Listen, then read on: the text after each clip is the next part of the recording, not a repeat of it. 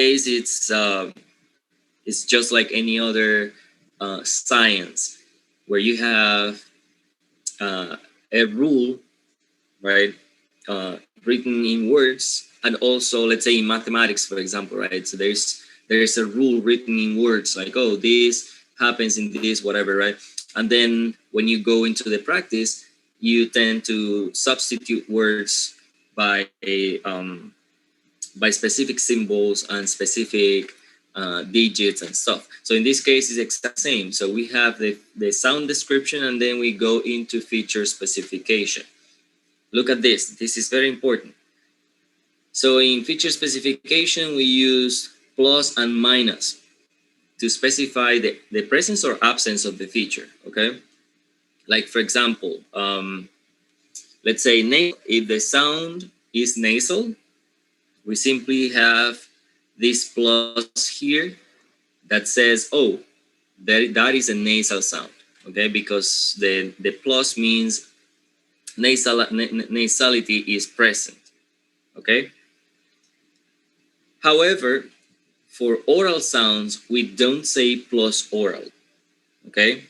We say minus nasal, okay? Never plus oral. Why? Because the feature that we are trying to specify is nasal. If the sound has nasality, then we say plus nasal. If it doesn't have nasality, then we say minus nasal, which means it is not nasal. Okay, let me just explain that real quick, how this works. Okay, so the plus and minus works like this. Obviously, there must be in common. Okay, it is not like, okay, I want you to describe your, let's say, the houses, the color of the houses in your neighborhood. Okay, if you simply have this plus, okay, and then you say, oh, plus black, plus green, plus white, then it's gonna be a mess, right? Because we don't have a term in common. If it is like that, then we simply can put just plus to any colors that you see. However, what happens if I ask you to describe your houses, and then I give you, I mean, the houses in your neighborhood, and then I give you black as the common feature, right? Or the main feature. And then I say, oh, you will describe the houses in your neighborhood using plus and minus in terms of black. So if there is a black house in your neighborhood, you will write plus black, right? If there is a green house, then you simply say minus black because it is not black. If the house is white, then you will also write minus black, okay? Because the feature that we are talking about, which is black, is not present. So linguists, for feature specification, linguists agreed upon certain features that are the ones that we are going to refer to. In this case, nasal. Nasal is one feature, right? Nasality. So if the feature is present, you write plus. If the feature is not present, you write minus. So in the case of, let's say, for example, t, okay? In the case of t, the transcription, I mean, the specification of the feature, in this case, nasality, will be minus nasal, because t is not nasal. So if the feature is not present, you simply write minus. Okay? That is how this works. Obviously, it's not so hard, but it's not so easy either, because there are a lot of different features and you need to be clear about the common or the most important aspect, like in this case, like how to specify oral sounds. Okay, you specify oral sounds by saying minus nasal, not plus oral. So you definitely need to know which is the term that we're talking about. In this case, nasal, right? Plus or minus. But don't worry about it. I included in the presentation, right? I included the features for actually to make it easier for you. So in this case, we have stops, which are minus continuant. Look at that. It's not plus stop. Okay. So some people write plus stop. It is also accepted in that case. Okay, that one is also accepted, but usually we use minus continuant. It means if the sound is continuant, we put plus continuant. Which are the continuant sounds? Pretty much the rest of the sounds. Well, nasals are also considered stops, but in this case, nasal stops, right? But you say minus continuant. It means the sound is not continuant, as in the case of fricatives or sibilants or sonorants, where the sounds go like shh, continuant, right? Fricative plus fricative, no problems. Sibilant well plus sibilant, and so on. Where do we have to be careful? When it's plus, it is not a problem, right? Fricative plus fricative, it's so easy, right? But then when you have something like this, obstruent minus sonorant, when you say minus, there you have to be careful because it is not plus obstruent. In the others, it's easy because you're using the same term. Fricative, oh, it's plus fricative. Sibilant plus sibilant, no problems. But then when you have this minus, here you have to be careful because it is not plus obstruent, it is minus sonorant. Remember, there are some sounds called sonorants and others called obstruents. Obstruents are the sounds where there is a long obstruction of the air in the vocal tract, like stops, for example, right? And sonorants are those sounds where the air is not completely obstructed in the oral cavity. Okay, so you hear some air coming out, like liquids, for example, right? This you have to be careful. Liquids plus consonantal plus vocalic. Okay, it means that liquids have characteristics of consonants and vowels. Okay, consonants because they behave like consonants, and vowels because the air is let out without any interruption, just like vowels. So in that case, well, for that reason, they put like plus consonantal plus vocalic. Glides minus consonantal minus vocalic. It also has to do with the characteristics of the glides. They behave more like consonant sounds, but they sound like vowels, but they are neither of them, basically. Okay, so minus consonantal minus vocalic. What does that mean? If you are going to describe glides, just like glides, and without any other feature, we simply write minus consonantal minus vocalic, and then we're talking about the glide sounds. Okay. Labials, well, as you can see in this slide, it's very good because all of them are plus. As you can see, we use the same terms, and we simply put plus labial.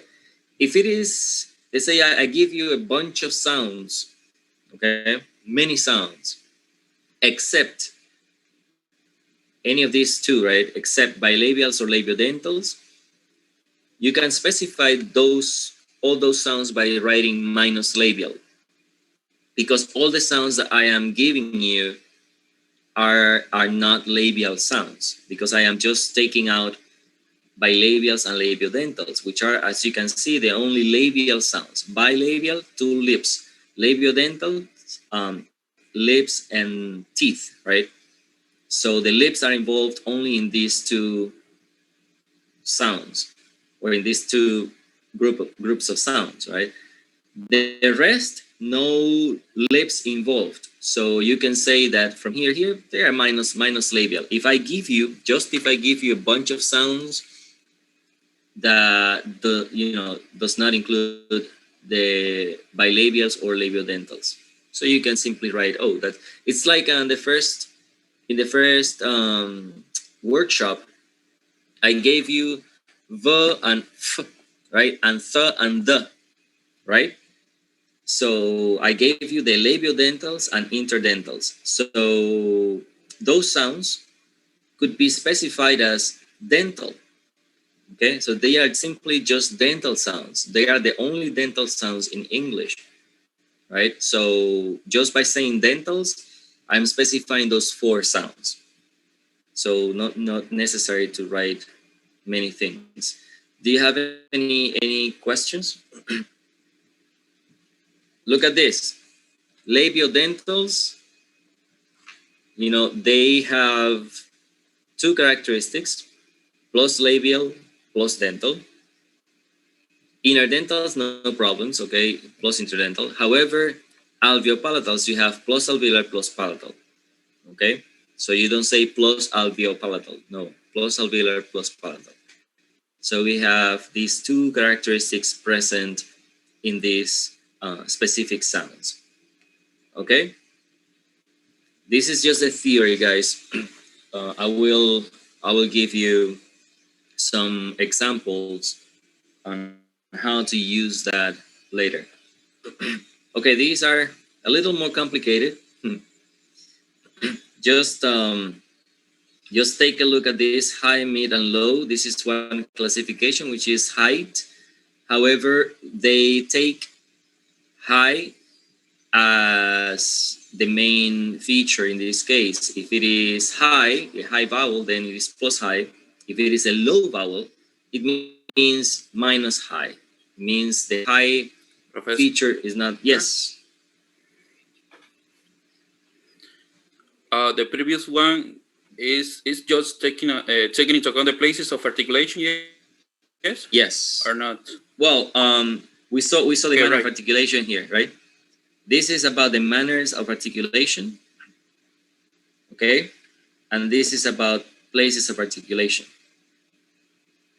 I forgot to write it here. Sorry about it. Yes, this is manner. This is place, and this is manner. And then here, it's all together, right? So, heightness, look at this. There's always a central classification, which is high, mid, low. Well, in this case, it's mid. Okay, mid.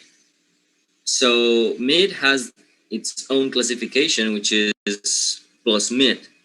Central, in front, central, back, we have central, well, plus central, no problems, right? But in the case of high and low, which are like opposite, okay, either a sound is high or it's low, then we have a common term for describing this feature. In this case, high and low, well, the term is high. That means that low vowels are minus high, which means it is not high, right?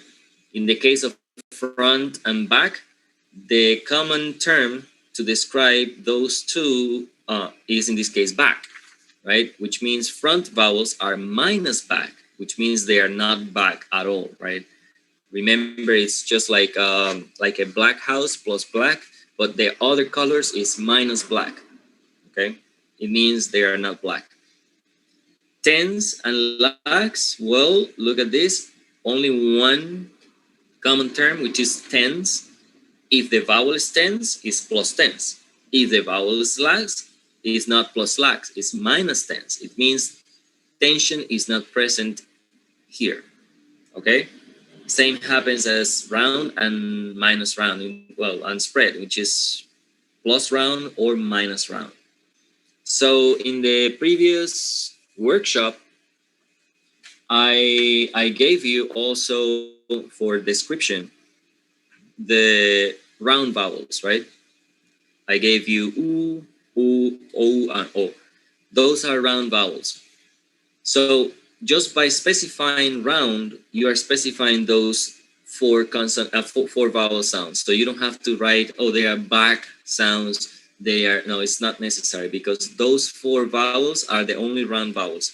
So by saying plus round, you are specifying that group of that specific group of sounds.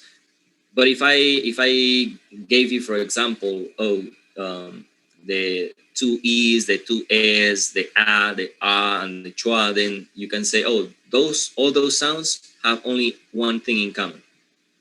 They are all minus round because the round vowels are not included in this group. So they are spread vowels. Okay, remember, spread vowels are the vowels that um, do not require any rounding of the lips. So for example, you open your mouth wide open, right, widely, so you don't have to say like right. So o, then you round your lips, which means they are round vowels.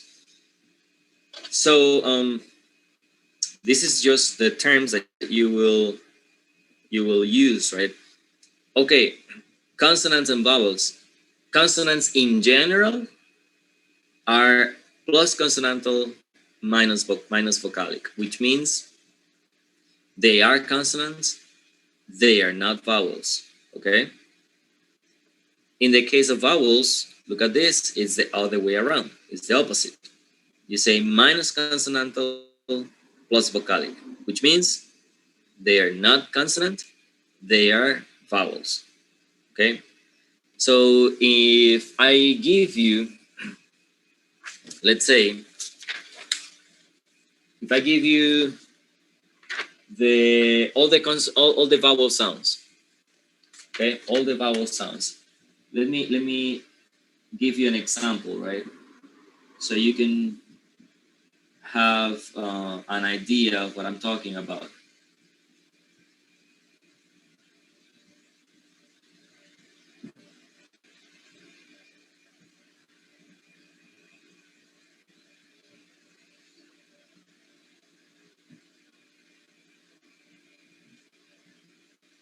Okay, let me just show you how it works. Okay, look at this.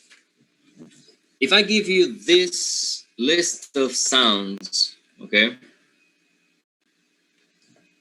well, I can even include the diphthongs, but anyways, let's just pretend that the diphthongs are there, right?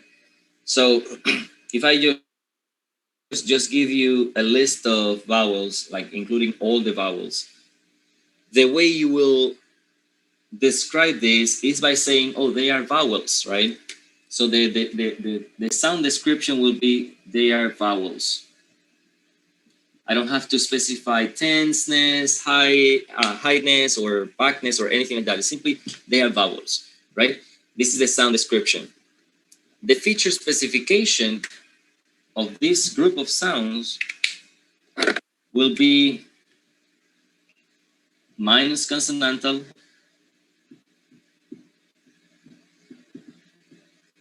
okay, plus vocalic.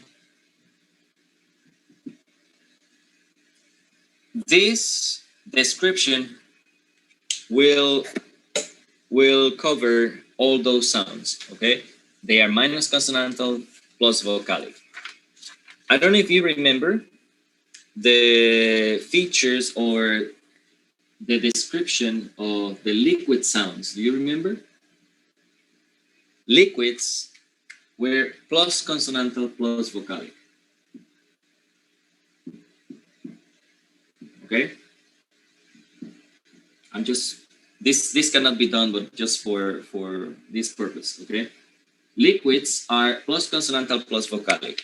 What happens if I include liquids in this list of sounds?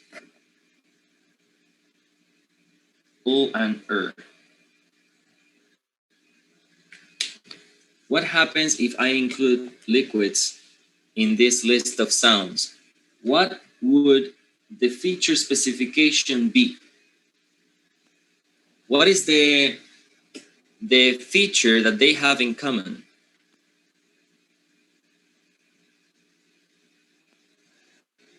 The relation.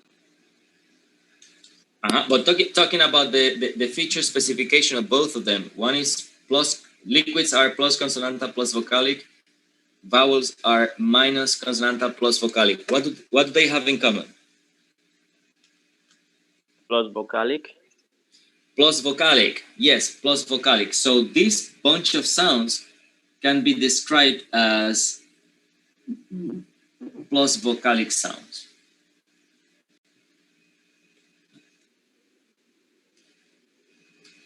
Okay? This group of sounds can be specified or can be described as plus vocalic because that's the feature they have in common. What do all of these sounds have in common?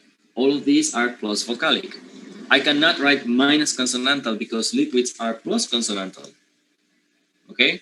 But both of them, vowels and liquids, are plus vocalic. So I would just write plus vocalic and then specify all the sounds that are plus vocalic in the sound system of English.